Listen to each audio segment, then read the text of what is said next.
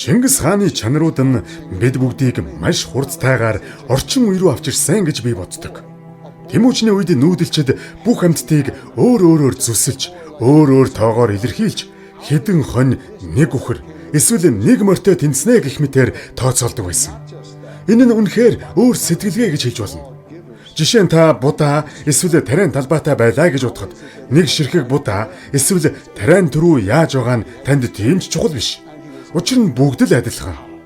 Нэг нь хорхойтвол бүгд л хорхойтсон гэсэн үг. Ер нь бүгд л адилхан гэсэн үг. Харин монголчуудын хувьд мал бүр өөр өөр. Тиймээс ч мал бүрийг нэгтгэн бодохын тулд багцлан харах хэрэгтэй болдог. Тийм ч болохоор Тэмүүжний тус чадвар болон бусад газруудаас олж мэдсэн тооны ухаан нь түүнд тусалсан болов уу? Тэгэхээр Арвтын системийг Чингис хааныг мэндэлэхээс ч өмнө нүүдэлчд болон зарим нэг түрэг овг аймагуд хэрэгэлдэг байсан.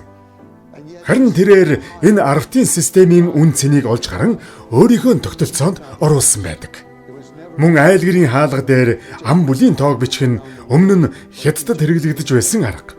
Тэр энэ санааг авч дэлхийд даяар түгээн Монголын эзэнт гүрэн даяар тооллого хийдэг болсон. Ингэхийн тулд түүнд бүх хүний мэдээлэл хэрэгтэй байсан нь бусад нийгмийн тогтолцооноос огт өөр байсан юм. Чингис хаан түүхэнд хамгийн цөөхөн ердөө 1 сая ард иргэдтэй байсан ч дэлхийн түүхэн дэх хамгийн том эзэнт гүрнийг байгуулсан. Чингис хаан 1 сая хүнээр хэдэн зуун сая хүнийг захирч байсан. Тиймээс л тооллого хийн, тооцоо хөтлөх зайлшгүй шаардлагатай болсон.